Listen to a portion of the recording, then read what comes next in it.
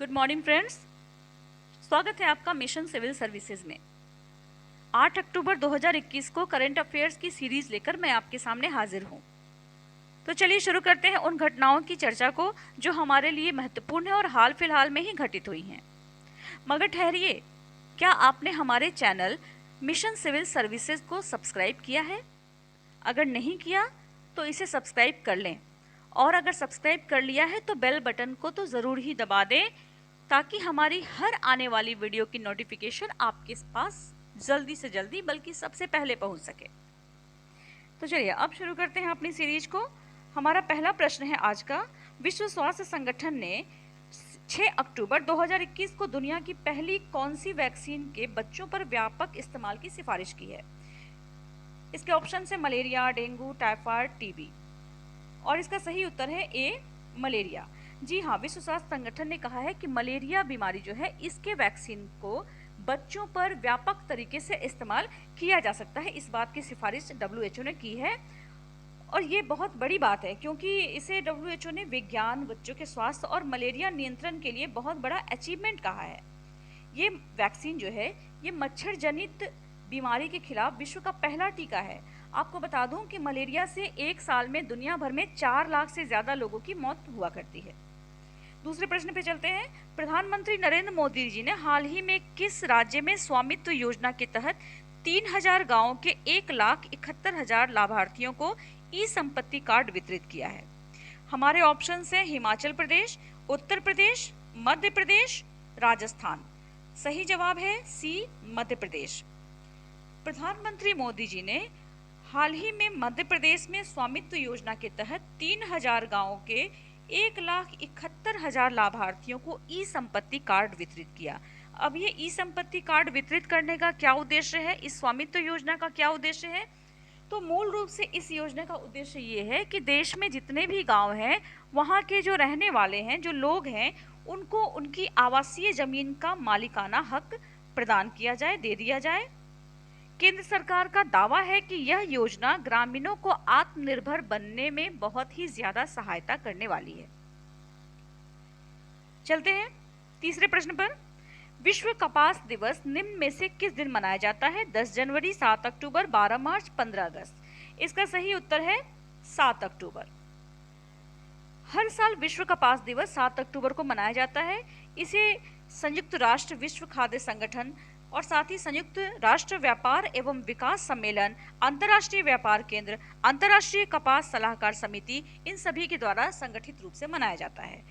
इसका जो पहला आयोजन हुआ था वो 2019 में हुआ था, यानी कि इस हिसाब से मान सकते हैं हम कि 2021 में ये तीसरा विश्व कपास दिवस हमने मनाया है। चौथे प्रश्न पे चलते हैं। किस राज्य में रायगढ़ जिले के अलीबाग जिले के मशहूर सफेद प्याज को भौगोलिक संकेतक टैग मिल गया है? बिहार, छत्तीसगढ़, महाराष्ट्र, झारखंड। इसका सही उत्तर है सी, महाराष्ट्र। अब देखिए जीआई टैग क्या होता है, इसको जानिए। जीआई टैग का अर्थ होता है भौगोलिक संकेतक, यानी कि किसी विशेष स्थान के विशेष उत्पाद को जब उस स्थान के नाम के साथ जोड़ दिया जाता है और उसके उत्पादन पर विशेष तौर से जोर दिया जाता है ताकि उसके उत्पादन को प्रोत्साहन मिल सके, वहाँ के लोगों में रोजगार सृजन हो सके और उस वस्तु विशेष की डिमांड बढ़ सके, उसे प्रसिद्ध बनाया जा सके, तो इसके लिए जीआई टैग दिया जाता है। इसका देने का उद्देश्य यही है। इस टैग के मिलने से सफ़ेद प्याज को एक नई पहचान मिली है और साथ ही साथ इसके लिए एक बड़ा मार्केट भी बन गया। देखिए मैंने कहा ना, उसमें डिमांड क्रिएट करने के लिए ये इसको किया जाता है ताकि इस चीज़ की डिमांड बने, तो इससे काफ़ी व्यापक बाजार का मार्ग प्रशस्त हुआ है इसके लिए। और इस प्याज में कुछ औषधीय गुण होते हैं जिनका प्रयोग हृदय रोग, कोलेस्ट्रॉल नियंत्रण और इंसुलिन निर्माण में किया जाता है। अगले प्रश्न पे चलते हैं। जिम कॉर्बेट पार्क का नाम बदलकर क्या कर दिया गया है?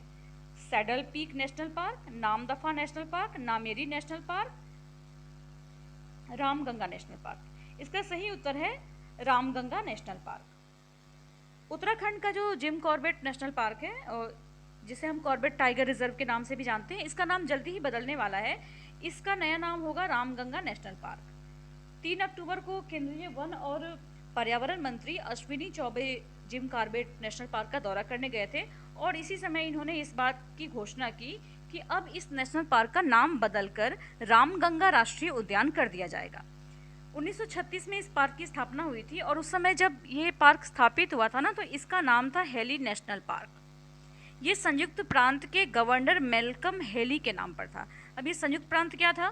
तो आज का हमारा जो यूपी है, यूपी प्लस उत्तराखंड जो है, ये आप जानते हैं कि ये पहले पूरा का पूरा यूपी था। इसका नाम ब्रिटिश पीरियड में संयुक्त प्रांत हुआ करता था। चलते हैं अगले प्रश्न पर।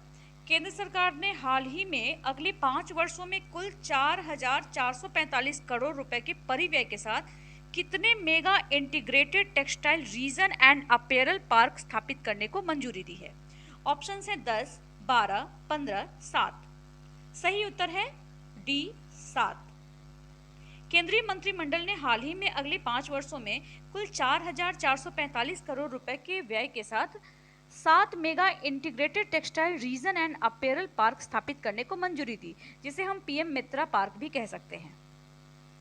टेक्सटाइल मिनिस्टर पीयूष गोयल ने यूनियन कैबिनेट की मीटिंग के बाद ये बताया कि सरकार के इस कदम से लगभग 7 लाख प्रत्यक्ष और 14 लाख अप्रत्यक्ष रोजगार मिलेंगे।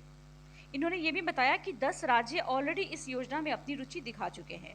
आपको बता दूं कि जो कैबिनेट की मीटिंग होती है ना, हमारे यूनियन कैबिनेट की मीटिंग, वो हर वीक में वेडनेसडे को यानी बुधवार को एक बार होती है। बुधवार को होनी ही होनी है मीटिंग। अगले प्रश्न पे चलते हैं। किस राज्य सरकार ने भारत का पहला ई फिश मार्केट ऐप फिश वाले लॉन्च किया है? पंजाब, असम, तमिलनाडु, झारखंड। इसका सही उत्तर है बी असम। असम ने मछली पालकों के लिए फिश वाले ऐप लॉन्च किया है और इसे भारत का पहला ई फिश मार्केट ऐप कहा जाता है।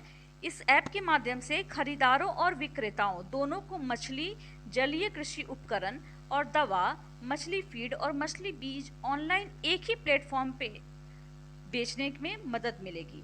यानी यहाँ पे लोग खरीद भी सकते हैं और बेच भी सकते हैं।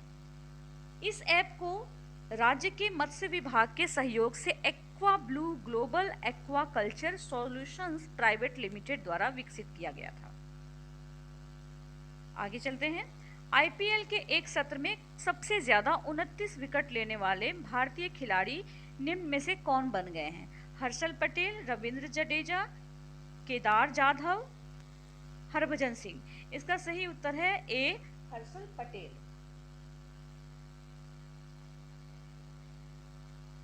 आगे चलते हैं। 6 अक्टूबर को अबू धाबी के शेख जायद स्टेडियम में खेले गए मैच में हर्षल पटेल ने बहुत ही शानदार गेंदबाजी की और इसके साथ ही इन्होंने सनराइजर्स हैदराबाद के खिलाफ 3 विकेट लिए। इस दौरान इन्होंने अपने नाम एक रिकॉर्ड भी लिखवा लिया। आईपीएल के किसी भी सीजन में सबसे ज्यादा विकेट हासिल करने वाले भारतीय गेंदबाज अब बन गए हैं हर्षल पटेल। इन्होंने जसप्रीत बुमराह को पीछे छोड़ा है। हर्षल अभी तक 29 विकेट ले चुके हैं। बीते साल जो लास्ट ईयर जो हुआ था, मुंबई इंडियंस की तरफ से खेलते हुए जसप्रीत बुमराह ने 27 विकेट हासिल किए थे।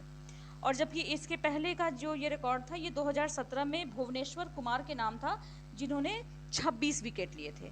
और इस साल यानी 2021 में 29 विकेट लेकर के ये रिकॉर्ड हर्षल पटेल ने अपने नाम कर लिया है। चलते हैं नेक्स्ट क्वेश्चन पे। हाल ही में किस देश ने अपने पूर्वी तट से हवासोंग 8 नामक एक नई विकसित हाइपरसोनिक मिसाइल का सफलतापूर्वक परीक्षण किया है? ऑप्शंस हैं उत्तर कोरिया, जापान, चीन, रूस। तो इसका सही उत्तर है ए उत्तर कोरिया। उत्तर कोरिया ने 28 सितंबर 2021 को अपने पूर्वी तट से हवासोंग 8 नामक एक नई विकसित हाइपरसोनिक मिसाइल का सफलतापूर्वक परीक्षण किया। ये जो लॉन्च किया गया है, ये सितंबर 2021 में उत्तर कोरिया का तीसरा मिसाइल परीक्षण है। हाइपरसोनिक मिसाइल अगली पीढ़ी के नवीनतम युद्ध तकनीकों में से है, जिसे कि अमेरिका, रूस, चीन और भारत जैसी सैन्य शक्तियों द्वारा विकसित किया जा रहा है। कई सारी हाइपरसोनिक मिसाइल अमेरिका के द्वारा, रूस के द्वारा, चीन के द्वारा, यहाँ तक कि हमारे देश भारत के द्वारा भी लगातार डेवलप की जा रही हैं। अगले प्रश्न पे चलते हैं। लुइस हैमिल्टन कितने रेस जीतने वाले पहले फॉर्मूला 1 ड्राइवर बन गए हैं? इसका सही जवाब है बी 100। हालांकि ऑप्शन हमारे पास 150, 100, 200, 250 भी है और सही जवाब क्या है 100। लुइस हैमिल्टन 100 रेस जीतने वाले पहले फार्मूला 1 ड्राइवर बन गए हैं। ये रूसी ग्रैंड प्रिक्स सीजन में हैमिल्टन की 5वीं जीत है और साथ ही साथ जुलाई 2021 में ब्रिटिश ग्रैंड प्रिक्स के बाद इनकी पहली जीत ये है। इन्होंने 2021 के रूसी ग्रैंड प्रिक्स में फार्मूला 1 एक रेस है जिसको कि इन्होंने जीता और इसका आयोजन हुआ था 28 सितंबर 2021 को सोची ऑटोड्रम में। ये 2021 की रूसी ग्रैंड प्रिक्स F1 की 15वीं रेस थी जिसे कि मर्सिडीज के लुइस हैमिल्टन ने जीता। जो लुइस हैमिल्टन है ये मर्सिडीज के ड्राइवर हैं, मर्सिडीज चलाते हैं। इसी के साथ हमारे आज के प्रश्न यहाँ पे समाप्त होते हैं। आपको बता दूं कि हमारे कई सारे वीडियोस आ चुके हैं, अगर आपने नहीं देखा है तो उन्हें ज़रूर देखें, आपके लिए बहुत ही अच्छी वीडियोस हैं वो। जैसे कि हमने 10,000 प्रश्नों की एक श्रृंखला शुरू की है जिसमें हम जीएस के 10,000 प्रश्नों को कवर करेंगे। इसके दो सीरीज ऑलरेडी आ चुकी है। एक हमने साइंस के टॉप 100 क्वेश्चंस को भी पब्लिश किया है और ये जो 100 क्वेश्चंस हमने यूट्यूब पे पब्लिश किए हैं, यानी इसकी वीडियो पब्लिश हमने की है, ये बहुत ही महत्वपूर्ण है, इसको आप बिल्कुल भी देखना ना भूलें। एक तरह से कहें तो ये सुपरहिट क्वेश्चंस हैं साइंस के। ठीक है, इसी के साथ आज की वीडियो को समाप्त करती हूँ। धन्यवाद।